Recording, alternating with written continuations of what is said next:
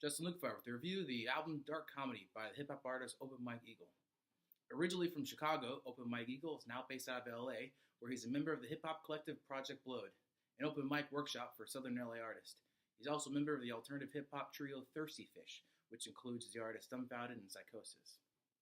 Dark Comedy, released on the Mellow Music Group in 2014, was Open Mike Eagle's fourth studio album. It was ranked at number 38 on Rolling Stone's 40 Best Rap Albums of 2014. Open Mike coined the phrase art rap to describe his musical style, referring back to his first solo album, Unapologetic Art Rap. He sees what he does as music which doesn't conform to the standard packaged hip hop you hear on the radio today, a philosophy he's been developing along with the members of Project Blowed. I'll agree that his style doesn't fit within the standard vein of hip hop, but you can hear him use his talent for multi-syllable rhyming and cross-bar rhythm, which is used by the best artists. I think if or when you look at music in terms of art, you have to become a student looking at it as a historian would, and you begin to reference past successful techniques and styles into your own music. Open Mike Eagle does this often. Dark Comedy has an aesthetic, laid back and chill.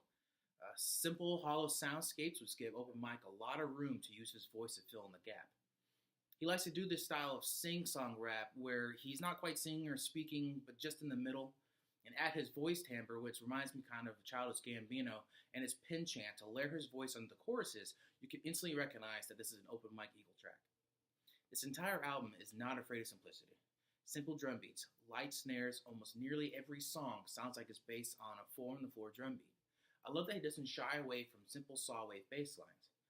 Not trying to frill it up with expensive instrument samples, ethereal synth pads, and snares with absolutely no sustain allows for Open Mike to use his voice as the glue that puts this project together.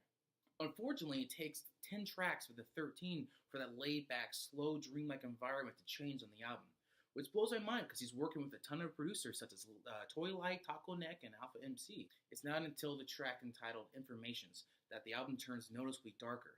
The use of the low-fat saw wave bass line, a much wetter snare sample, and an eerie synth takes the musical direction along a different path.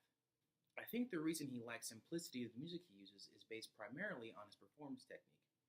I recently saw him live, and when he performs solo, he uses a tool called Launchpad, which has buttons on it allowing you to preset the cuts and the filters of the tracks on it. This lets you switch between the cuts and recreate the track live. I think that this is an example of technology limiting an artist because in order to pull off a successful set, an easier musical space gives you an easier effort delivery. You don't have to try so hard. You can focus on your lyrics and singing while still creating interesting musical spaces. Where he lacks in musical complexity, he excels in lyricism and timing. The song Qualifiers is a great example of this. It's a commentary on the braggadocio of hip-hop today, but Open Mike Eagle uses the qualifiers mostly, sometimes, and kinda to contrast his style with his contemporaries. Sadface Penance Raps is an example of his clear influence from MF Doom and his stylistic use of multi-syllable rhyming and crossbar rhythms. He often explores social issues, references old school TV, Nick at Night, makes references to video games, board games. He doesn't stay on one topic, and I like that. I wanted more from this album.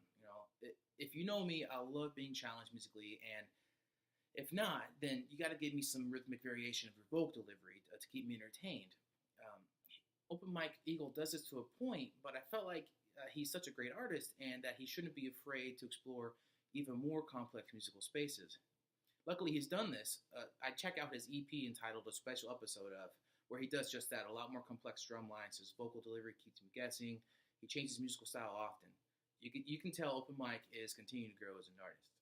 Overall, I give Dark Comedy a 7 out of 10. His exploration of social issues, his understanding of using simple drum beats, and his ability to embrace simple saw wave bass lines really makes this album and him as an artist something that I will be returning to often.